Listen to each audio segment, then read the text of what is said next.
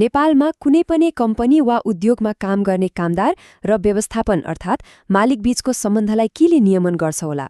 हो, यसकै लागि बनेको एउटा महत्त्वपूर्ण कानून छ ट्रेड युनियन ऐन 2049।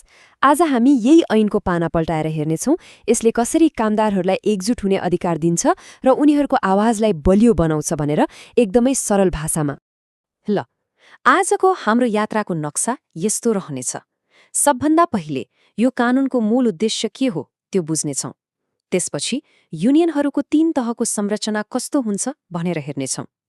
अनि युनियन बनाउने प्रक्रियाको खाका, उनीहरूलाई दिइएको शक्ति र अधिकार, र अन्त्यमा उनीहरू कसरी चल्छन् भन्ने नियम पुस्तिकामा पनि नजर लगाउनेछौँ। त्यसो भए सुरु गरौँ पहिलो खण्डबाट। आखिर यो कानून किन आवश्यक पर्यो? यसको मुटुमा के छ? यसको किनबाटै सबै कुराको सुरुवात गरौँ। कुनै पनि कानूनको प्रस्तावना अर्थात् प्रिएम्बलले नै त्यसको पूरा सार बताउँछ। यो ऐनको लक्ष्य एकदमै सफा छ, काम गर्ने मान्छेहरूको पेशागत हक अधिकारको रक्षा गर्नु र त्यसका लागि उनीहरूलाई सङ्गठित हुन, आफ्ना कुरा राख्न र सामूहिक रूपमा सौदाबाजी गर्न एउटा बलियो कानूनी आधार दिनु। अब यहाँ एउटा चाखलाग्दो कुरा हेरौँ। कानूनले कामदार शब्दलाई कति फराकिलो अर्थ दिएको छ। यो केवल स्थायी जागिरेका लागि मात्र होइन।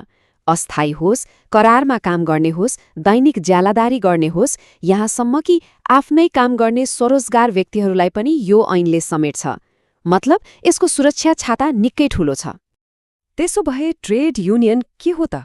सोझो भाषामा भन्नुपर्दा यो कामदारहरूले आफ्नो पेशागत अधिकारको रक्षा गर्न बनाएको एउटा कानूनी रूपमा दर्ता भएको समूह हो।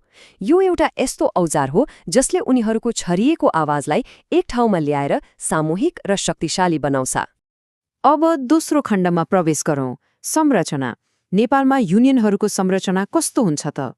यसलाई एउटा पिरामिड जस्तो सम्झिनुहोस् न, जसको जग कार्यस्थलमा हुन्छ र टुप्पो राष्ट्रिय स्तरसम्म पुगेको हुन्छ। त्यो पिरामिडको जग हो प्रतिष्ठान स्तरको युनियन। यो भनेको कुनै एउटा फ्याक्ट्री, अफिस वा कम्पनीका कामदारहरूले आफ्नै कार्यस्थलका समस्याहरू जस्तै तलब, सुरक्षा वा सुविधाबारे कुरा गर्नु बनाउने पहिलो र सबैभन्दा आधारभूत तहको सङ्गठन हो। अब पिरामिडको एक तह माथि चढौँ। यहाँ आउँछ ट्रेड युनियन सङ्घ। जब एउटै प्रकृतिका धेरै प्रतिष्ठान स्तरका युनियनहरू जस्तै यातायात क्षेत्रका वा कपडा उद्योगका युनियनहरू एक ठाउँमा भेला हुन्छन्, उनीहरूले एउटा सङ्घ बनाउँछन्। यसले उनीहरूको आवाजलाई एउटा कम्पनीबाट उठाएर उद्योगव्यापी बनाइदिन्छ। र त्यो पिरामिडको टुप्पोमा त्यहाँ हुन्छ ट्रेड युनियन महासङ्घ। यो विभिन्न सङ्घहरू मिलेर बनेको राष्ट्रिय स्तरको छाता सङ्गठन हो। यसले श्रमनीति जस्ता राष्ट्रिय मुद्दाहरूमा सरकारसँग सीधा संवाद गर्छ र देशैभरिका श्रमिकहरूको प्रतिनिधित्व गर्ने काम गर्छ। ल, संरचना त बुझियो, तर व्यवहारमा एउटा युनियन कसरी जन्मिन्छ त? कानूनले यसको लागि कस्तो बाटो देखाएको छ? अब लागौँ तेस्रो खण्डतर्फ, जहाँ हामी यही प्रक्रियाको खाका हेर्नेछौँ। प्रतिष्ठानमा युनियन बनाउने प्रक्रियाको पहिलो पाइला एकदमै सरल छ। कम्तीमा 10 जना कामदारहरू एकमत हुनु पर्यो। त्यसपछि उनीहरूले आफ्नो युनियनको नियम कानून अर्थात् विधान बनाउँछन् र आवश्यक कागजपत्रसहित पञ्जीकाधिकारीको कार्यालयमा आवेदन दिन्छन्। तर यहाँ एउटा जादुई नम्बर आउँछ 25%।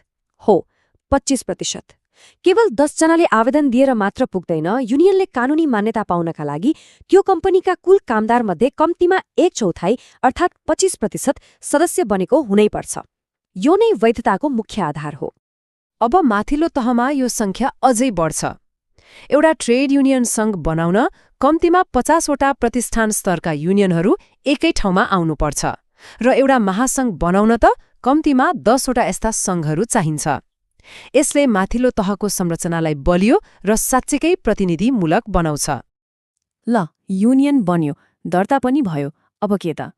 यसको शक्ति के हो? यसले के गर्न पाउँछ? अब चौथो खण्डमा यही कुरालाई केलाएर हेरौँ। धेरैलाई लाग्न सक्छ युनियनको काम भनेको माग राख्ने र आन्दोलन गर्ने मात्रै हो, तर कानूनले यसको भूमिका त्योभन्दा फराकिलो देखेको छ। हो, काम गर्ने अवस्था सुधार्न लड्ने त मुख्य काम भइहाल्यो, तर सँगसँगै व्यवस्थापनसँग राम्रो सम्बन्ध बनाउने र कम्पनीको उत्पादकत्व बढाउन मद्दत गर्ने जिम्मेवारी पनि दिइएको छ। अझ माथिल्लो तहका सङ्घ र महासङ्घले त सरकारलाई श्रम नीतिमा सल्लाह दिने जस्तो महत्त्वपूर्ण भूमिका पनि खेल्छन्। अब यो आधिकारिक ट्रेड युनियन भन्ने कुरा चाहिँ एकदमै ध्यान दिएर बुझौँ है। एउटै कम्पनीमा एकभन्दा बढी युनियन हुन सक्छन्, तर व्यवस्थापनसँग तलब सुविधा जस्ता विषयमा वार्ता गर्ने अधिकार बहुमत कामदारले चुनेको एउटा युनियनलाई मात्र हुन्छ। यसले गर्दा धेरैतिरबाट आउने आवाजको सट्टा एउटै बलियो र एकीकृत आवाज सुनिश्चित हुन्छ।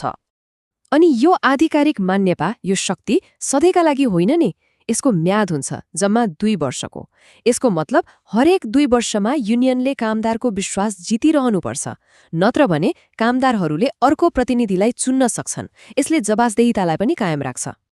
अब हाम्रो यात्राको अन्तिम खण्डमा आइपुगेका छौं। युनियनलाई जीवन्त र कानूनी रूपमा सक्रिय राख्न के नियमहरू छन् त? युनियनहरू चल्छन् कसरी?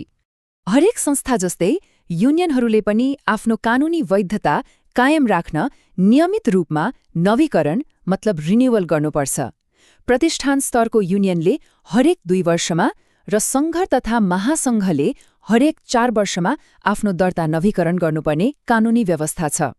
हरेक युनियनको आफ्नै संविधान हुन्छ, जसलाई विधान भनिन्छ। यो चाहिँ युनियन कसरी चल्छ भन्ने कुराको रुल बुक नै हो। यसमा पदाधिकारी कसरी चुनिन्छन्, उनीहरूको कार्यकाल कति हुन्छ, पैसाको हिसाब किताब कसरी राखिन्छ र नियमहरू कसरी परिवर्तन गर्न सकिन्छन् भन्ने जस्ता हरेक कुरा स्पष्ट लेखिएको हुनैपर्छ। यसले पारदर्शिता र सुशासन सुनिश्चित गर्छ। अब यत्रो संस्था चलाउन पैसा कहाँबाट आउँछ त? यसको मुख्य इन्धन भनेको यसका सदस्यहरूले तिर्ने सदस्यता शुल्क नै हो।